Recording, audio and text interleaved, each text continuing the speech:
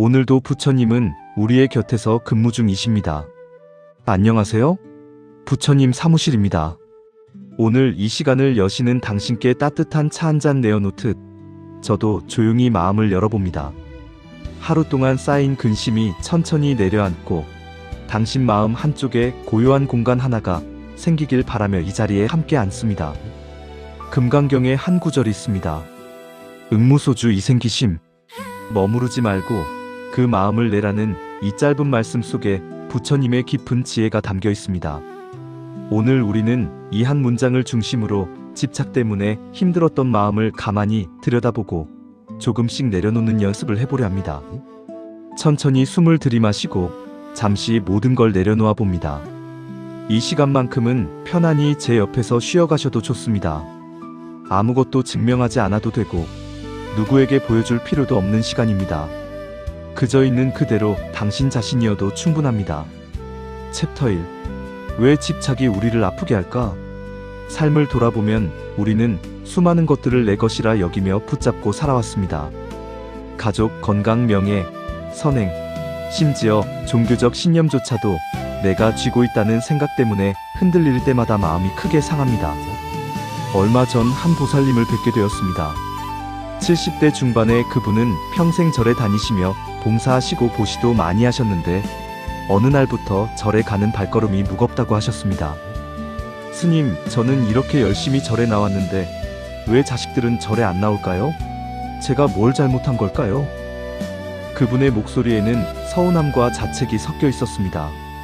부처님은 금강경에서 공덕을 지어도 내가 지었다는 집착이 생기면 그 순간 공덕이 번뇌가 된다고 말씀하십니다. 이 얼마나 놀라운 가르침입니까? 좋은 일을 했는데 그것이 도리어 괴로움이 된다니요. 하지만 우리 마음을 가만히 들여다보면 정말 그렇습니다. 내가 평생 자식을 잘 키웠는데 자식이 기대와 다르게 행동할 때, 내가 회사에서 열심히 일했는데 인정받지 못할 때, 내가 남편을 30년 넘게 내조했는데 고마워하지 않을 때 우리는 무너집니다. 그런데 자세히 보면 무너지는 이유가 따로 있습니다. 내가 했다는 생각, 내가 줬다는 생각, 내 뜻대로 되어야 한다는 생각이 너무 단단하게 박혀있기 때문입니다. 어쩌면 우리가 괴로웠던 순간들은 무엇을 잃어서가 아니라 놓지 못해서 생긴 아픔이었을지도 모릅니다. 건강을 잃어서가 아니라 건강했던 과거를 놓지 못해서, 자식이 떠나서가 아니라 자식이 내 곁에 있어야 한다는 생각을 놓지 못해서, 명예가 사라져서가 아니라 명예 있던 나를 놓지 못해서 아팠던 것입니다. 금강경은 이렇게 말합니다. 모든 것은 꿈과 같고 그림자와 같고 이슬과 같고 번개와 같다고. 일체계고 영웅한 포영. 처음 이 구절을 들으면 허무하게 느껴질 수 있습니다. 그렇다면 내가 살아온 인생이 다 헛된 것인가요? 아닙니다. 부처님은 헛되다고 말씀하시는 게 아니라 집착하지 말라고 하시는 겁니다. 생각해보세요. 아침 이슬이 아름답지 않습니까? 그런데 그 이슬을 손으로 붙잡으려 하면 사라지고 맙니다. 번개가 하늘을 가르는 순간이 얼마나 장엄합니까? 그런데 번개를 담아두려 하면 불가능합니다. 우리 인생도 마찬가지입니다. 아름답고 소중하지만 붙잡으려 하는 순간 괴로움이 시작됩니다. 혹시 지금 이 이야기를 들으며 마음 한 곳이 찔끔 아프신가요? 내가 붙잡고 있던 것이 무엇인지 떠오르시나요? 저도 그렇습니다. 저 역시 오랫동안 많은 것을 움켜쥐고 살았습니다. 하지만 그 아픔이 깨달음의 자리가 되기도 합니다. 아프다는 건 그 자리가 살아있다는 증거니까요. 한 할머니가 시장에서 생선을 사들고 집으로 가는데 생선이 너무 무거워서 손이 아팠답니다. 그런데 가만 보니 생선을 쥔 손은 아픈데 생선 자체는 무겁지 않더랍니다. 손을 펴면 무게는 그대로인데 아픔이 사라지더라는 겁니다. 우리 집착도 그렇습니다. 집착하는 내 마음이 아픈 것이지 대상 자체가 나를 아프게 하는 건 아닙니다. 그러니 오늘 이 시간 우리는 조금씩 그 손을 펴보려 합니다. 놓으라는 게 아닙니다. 그저 힘을 빼보자는 겁니다. 생선은 여전히 손바닥 위에 있지만 움켜쥐지 않으면 아프지 않습니다. 인연도 그렇습니다. 사랑하되 집착하지 않고 주대받기를 바라지 않고 살되 머무르지 않는 마음. 이것이 금강경이 우리에게 전하는 첫 번째 위로입니다. 당신이 평생 지켜온 것들, 쌓아온 것들이 헛되지 않습니다. 다만 그것에 매달리는 마음만 조금 내려놓으면 됩니다. 그러면 같은 인생이 전혀 다른 빛깔로 보이기 시작합니다. 응무소주 이생기심의 진짜 뜻. 금강경의 중심이 되는 구절입니다. 응무소주 이생기심. 마땅히 머무는 바 없이 그 마음을 낼지니라. 이 한 문장이 2500년을 넘어 지금 우리 곁에까지 전해진 이유는 이 말씀 속에 인간 고통의 뿌리와 해법이 모두 담겨 있기 때문입니다. 처음 이 구절을 접하면 많은 분들이 혼란스러워합니다. 머무르지 말라니 그럼 아무것도 하지 말라는 건가요? 가족도 돌보지 말고 일도 하지 말고 그냥 산속에 들어가 살라는 건가요? 천만에요. 부처님은 그렇게 말씀하시지 않으셨습니다. 머무르지 않는다는 건 무관심이나 방임이 아니고 책임을 내려놓으라는 것도 아닙니다. 오히려 더 깊이 관여하되 집착하지 말라는 뜻입니다. 좋은 일을 하되 내가 했다는 상에 머물지 않고 누군가에게 사랑을 베풀되 내 뜻대로 되라는 기대에 머물지 말라는 겁니다. 한 보살님이 저에게 이런 고민을 털어놓으셨습니다. 시어머니를 10년 넘게 모시고 살았는데 돌아가시기 전 마지막 순간에 시어머니가 친딸만 찾으셨답니다. 그 순간 가슴이 무너지는 것 같았다고 하셨습니다. 내가 이렇게 정성껏 모셨는데 왜 나는 찾지 않으셨을까? 내가 뭘 잘못했을까? 이런 생각에 밤잠을 이루지 못하셨답니다. 이분의 아픔은 무엇이었을까요? 시어머니를 모신 것 자체가 아니라 인정받고 싶은 마음, 내 헌신이 확인되기를 바라는 마음이 너무 컸던 겁니다. 그 마음에 머물러 있었기 때문에 아팠습니다. 만약 머무르지 않는 마음으로 모셨다면 어땠을까요? 시어머니가 딸을 찾으시든 며느리를 찾으시든 상관없이 그저 돌아가시는 그 순간이 편안하셨기를 바라는 마음만 남았을 겁니다. 우리가 가족에게 서운해지는 것도 내가 지은 공덕이 인정받지 못해 억울한 것도 사실은 머무름 때문입니다. 남편에게 잘해주고 인정받기를 기대하는 마음에 머물고 자식 키우느라 희생한 나라는 상에 머물고 절에 많이 다녔으니 복을 받아야 한다는 생각에 머물기 때문에 괴롭습니다. 그런데 금강경은 놀라운 말씀을 합니다. 보살은 마땅히 이와 같이 보시해야 한다. 상에 머물지 않고 보시해야 한다고요. 색에 머물지 않고 성향 및 촉법에 머물지 않고 보시해야 한다고 말씀하십니다. 이게 무슨 뜻일까요? 보시를 하되 내가 보시했다는 생각에 머물지 말고 받는 사람이 있다는 생각에 머물지 말고 보시한 물건에 머물지 말라는 겁니다. 삼륜청정이라고 하지요. 주는 나도 텅 비고 받는 너도 텅 비고 준 것도 텅 빈 상태. 이게 진짜 보시입니다. 처음에는 너무 어려워 보입니다. 어떻게 그게 가능할까요? 그런데 우리 일상을 보면 이미 그렇게 하고 있는 순간들이 있습니다. 아기가 웃을 때 우리는 그저 행복합니다. 아기가 나중에 커서 나에게 보답해야 한다고 생각하지 않습니다. 꽃이 아름다울 때 우리는 그냥 기뻐합니다. 꽃이 나에게 무언가 줘야 한다고 기대하지 않습니다. 이게 머무르지 않는 마음입니다. 그런데 왜 가족관계에서, 친구관계에서, 사회관계에서는 이렇게 못할까요? 나라는 생각이 너무 강하기 때문입니다. 내가 뭘 해줬다는 생각, 내 것이라는 생각, 내 뜻대로 되어야 한다는 생각이 우리를 올가맵니다. 혹시 지금 떠오르는 관계가 있으신가요? 내가 이렇게 해줬는데 하는 서운함이 남아있는 관계 말입니다. 그 관계 속에서 당신은 무엇에 머물러 있나요? 인정받고 싶은 마음인가요? 사랑받고 싶은 마음인가요? 옳다고 인정받고 싶은 마음인가요? 부처님은 그 마음을 나쁘다고 하시지 않습니다. 다만 그 마음에 머물면 괴롭다고 하십니다. 그러니 머무르지 말고 그냥 흘러가게 두라고 하십니다. 강물이 바위를 만나도 머물지 않고 흘러가듯이 바람이 나무를 스치고 지나가듯이 우리 마음도 그렇게 흘러가게 두는 겁니다. 그러면 이생기심입니다. 그 마음을 낸다는 겁니다. 무슨 마음이냐고요? 자유로운 마음, 막힘없는 마음, 걸림없는 마음입니다. 집착에서 벗어난 그 자리에서 비로소 진짜 사랑이 피어납니다. 조건 없는 사랑, 대가 없는 자비, 기대 없는 보살행이 가능해집니다. 이것이 응무소주 이생기심의 진짜 뜻입니다. 삶을 포기하는 게 아니라 더 자유롭게 사는 법입니다. 사랑을 끊는 게 아니라 더 깊이 사랑하는 법입니다. 관계를 버리는 게 아니라 더 건강한 관계를 맺는 법입니다. 나눠공덕도 텅 비어있다. 부처님은 금강경에서 아상인상 중생상 수자상을 버리라고 하셨습니다. 나라는 상, 너라는 상, 남에게 베풀었다는 상, 오래 산다는 상.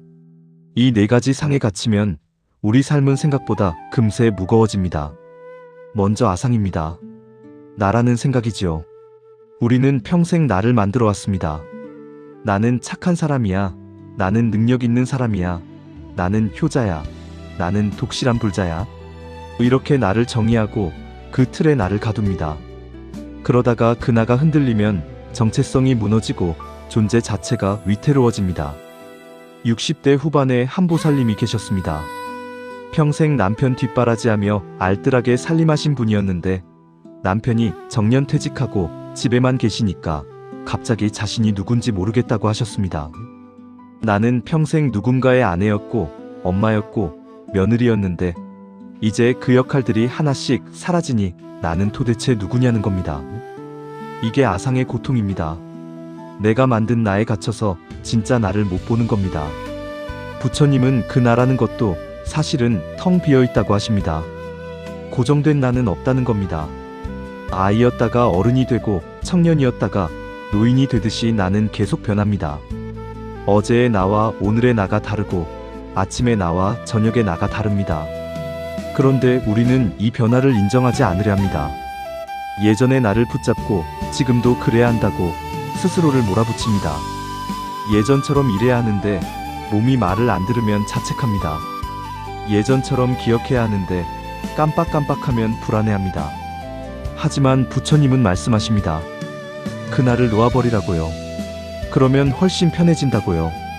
다음은 인상입니다. 너라는 상이지요. 우리는 다른 사람을 볼 때도 틀에 가둡니다. 우리 아들은 원래 이래. 우리 남편은 원래 저래. 이렇게 규정하고 그 사람이 그 틀에서 벗어나면 화를 냅니다. 하지만 생각해보세요. 그 사람도 계속 변하는데 우리가 예전 모습에 가둬두는 건 아닐까요? 특히 가족관계에서 이 인상이 문제가 됩니다. 자식은 이미 50대가 되었는데 아직도 어린아이 취급합니다. 남편은 이제 노인이 되었는데 아직도 청년 같기를 바랍니다. 이게 인상에 갇힌 모습입니다. 그 사람도 텅 비어 있습니다. 고정된 그가 없다는 겁니다. 그 다음은 중생상입니다. 남에게 베풀었다는 상이지요. 이게 참 무섭습니다. 내가 평생 남에게 잘해준 것조차 내가 이렇게 했는데 하는 마음 때문에 더 괴로워지니까요. 어느 할머니가 딸을 시집 보낼 때 혼수를 아주 넉넉하게 해주셨답니다. 그런데 세월이 지나도 딸이 한 번도 그 얘기를 하지 않으니까 서운하셨답니다. 내가 이렇게 해줬는데 왜 고마워하지 않을까? 그런데 가만 생각해보니 딸도 나름대로 효도를 했습니다. 명절 때마다 찾아오고 용돈도 드리고요. 다만 엄마가 원하는 방식이 아니었을 뿐입니다. 이게 중생상의 함정입니다. 내가 베풀었다는 생각이 너무 강해서 상대의 고마움을 받아들이지 못합니다. 금강경은 말합니다. 보시하되 보시한 줄 모르고 보시하라고요. 그게 진짜 보시라고요. 마지막은 수자상입니다. 오래 산다는 상, 시간에 대한 집착이지요. 우리는 늘 시간을 붙잡으려 합니다. 젊음을 붙잡으려 하고 과거를 붙잡으려 합니다. 또는 미래를 통제하려 합니다. 하지만 시간은 흐릅니다. 붙잡을 수 없습니다. 나이 들면서 많은 분들이 과거에 머뭅니다. 예전에는 이랬는데, 옛날에는 저랬는데. 하지만 그 과거는 이미 지나갔습니다. 지금 이 순간만이 진짜입니다. 부처님은 과거도 미래도 모두 텅 비어 있다고 하십니다. 오직 지금 이 순간만 있을 뿐이라고요. 그러니 혹시 묻고 싶습니다. 당신은 지금 어디에 머물러 계신가요? 과거의 영광에 머물러 계신가요? 잃어버린 건강에 머물러 계신가요? 떠나간 사람에 머물러 계신가요?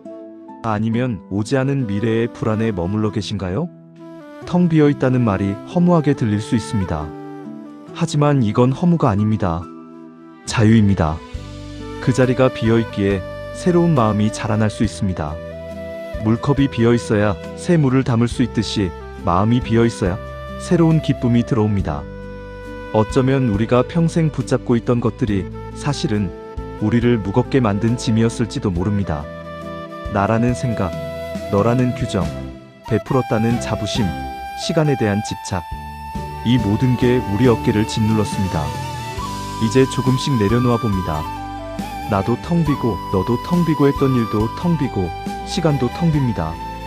그러면 무엇이 남을까요? 아무것도 남지 않는 게 아닙니다. 오히려 모든 게 생생하게 살아납니다. 집착이 사라진 자리에 진짜 삶이 펼쳐집니다. 챕터 4. 5070대의 집착 부드럽게 놓기. 나이가 들면 자연스럽게 여러 역할과 인연이 정리되기 시작합니다. 자식도 멀어지고 건강도 예전 같지 않고 사회적 지위나 책임도 내려놓게 됩니다. 이 시기 많은 분들이 나는 필요 없는 존재가 된 것 같다고 느낍니다. 또는 반대로 과거의 나를 놓지 못하고 괴로워하기도 합니다. 72세 되신 한 보살님이 계셨습니다. 평생 회사에서 임원으로 일하시다가 퇴직하신 지 5년이 넘었는데 아직도 회사 얘기만 하신답니다. 내가 있을 때는 이랬는데 지금 회사는 엉망이 되었다고요. 후배들이 찾아오지 않는다고 서운해하시고 예전 명함을 아직도 지갑에 넣고 다니신답니다. 이분의 아픔이 무엇일까요? 임원이었던 나를 놓지 못하는 겁니다. 그 역할이 내가 아닌데 역할과 나를 동일시하신 겁니다. 금강경의 언어로 말하면 아상에 갇혀 계신 겁니다. 임원이라는 상, 능력 있는 사람이라는 상, 필요한 사람이라는 상에 머물러 계십니다. 또 다른 보살님은 자식 때문에 괴로워하셨습니다. 65세 되신 분인데 아들이 결혼해서 따로 사는데 명절에도 잘 안 온답니다. 전화해도 바쁘다고 짧게 끊고 손주 얼굴 보기도 힘들답니다. 그 보살님은 내가 뭘 잘못했을까 자책하시고 밤마다 혼자 우신답니다. 이분은 엄마라는 역할에 갇혀 계십니다. 아들은 이미 40대 중반의 가장이 되었는데 아직도 엄마 품에 있어야 한다고 생각하십니다. 이게 인상입니다. 아들이라는 상, 효도해야 한다는 상에 머물러 계십니다. 그런데 금강경은 이 시기를 다르게 봅니다. 잃는 시기가 아니라 자유로워지는 시기라고요. 역할을 내려놓는다는 건 존재가 사라지는 게 아니라 진짜 나를 찾는 기회라고요. 생각해보세요. 젊었을 때는 너무 바빴습니다. 돈 벌어야 하고 자식 키워야 하고 부모 모셔야 하고 사회적 책임도 다해야 했습니다. 그러느라 정작 나 자신은 돌보지 못했습니다. 내가 진짜 원하는 게 뭔지 생각할 겨를도 없었습니다. 이제 그 역할들이 하나씩 사라집니다. 처음엔 상실감이 듭니다. 빈자리가 크게 느껴집니다. 하지만 부처님은 그 빈자리를 다르게 보라고 하십니다. 빈자리가 아니라 빈 공간이라고요. 그 공간에 이제 진짜 당신이 들어설 차례라고요. 평생 남편의 아내로 살았다면 이제 나로 살 수 있습니다. 평생 자식의 부모로 살았다면 이제 나로 살 수 있습니다. 평생 회사의 직원으로 살았다면 이제 나로 살 수 있습니다. 역할이 사라진 게 아니라 역할에서 자유로워진 겁니다. 한 할아버지가 계셨습니다. 75세인데 퇴직 후 10년 동안 무척 힘들어 하셨답니다. 집에만 있으니 갈 곳도 없고 할 일도 없고 필요한 곳도 없는 것 같아서 우울하셨답니다. 그러다가 어느 날 동네 경로당에서 바둑을 두게 되었는데 거기서 만난 친구들과 매주 등산을 가기 시작하셨답니다. 처음엔 몸이 힘들었는데 계속하다 보니 건강해지고 친구들과 웃으며 시간 보내는 게 좋았답니다. 그러면서 깨달으셨답니다. 내가 임원이 아니어도 괜찮구나. 그냥 나로 존재해도 충분하구나. 오히려 이제는 직급도 없고 체면도 없으니 더 자유롭게 살 수 있구나. 이게 금강경의 지혜입니다. 놓는다는 건 버린다는 게 아닙니다. 집착을 놓는 겁니다. 과거의 나에 대한 집착, 역할에 대한 집착, 인정받고 싶은 집착을 놓으면 지금의 나를 만날 수 있습니다.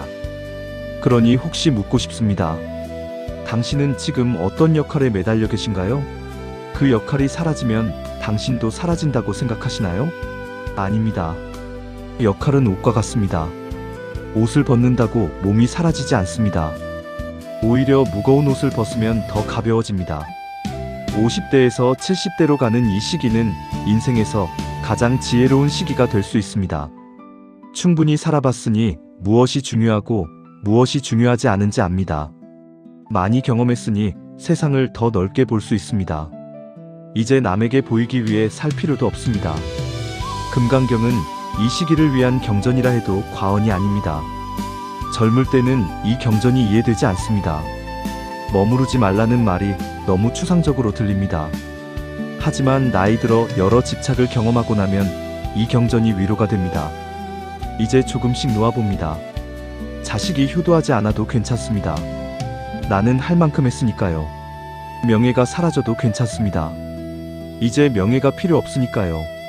건강이 예전 같지 않아도 괜찮습니다. 지금의 몸으로도 충분히 행복할 수 있으니까요. 놓으면 가벼워집니다. 가벼워지면 자유로워집니다. 자유로워지면 행복해집니다. 이것이 금강경이 50대에서 70대 어르신들께 전하는 위로입니다. 나이 들면 끝이 아니라 시작입니다. 진짜 나로 사는 인생의 시작입니다. 챕터 5 머무르지 않되 따뜻하게 살아가기. 금강경의 무집착은 냉정한 거절이 아닙니다. 오히려 더 큰 사랑과 자비로 향하는 길입니다.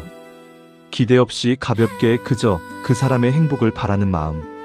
그 마음이 바로 머무르지 않는 마음입니다. 많은 분들이 오해합니다. 집착을 놓으라고 하면 그럼 사랑하지 말라는 거냐고 묻습니다. 아닙니다. 사랑하되 집착하지 말라는 겁니다. 주대받기를 바라지 말라는 겁니다. 관계를 맺되 소유하지 말라는 겁니다. 이게 무슨 차이일까요? 한 엄마가 아들을 사랑합니다. 집착하는 사랑은 이렇습니다. 내 아들이니까 내 말을 들어야 해. 내가 이렇게 키웠으니까 효도해야 해. 내 뜻대로 살아야 해. 이게 집착입니다. 하지만 머무르지 않는 사랑은 이렇습니다. 아들이 행복했으면 좋겠어.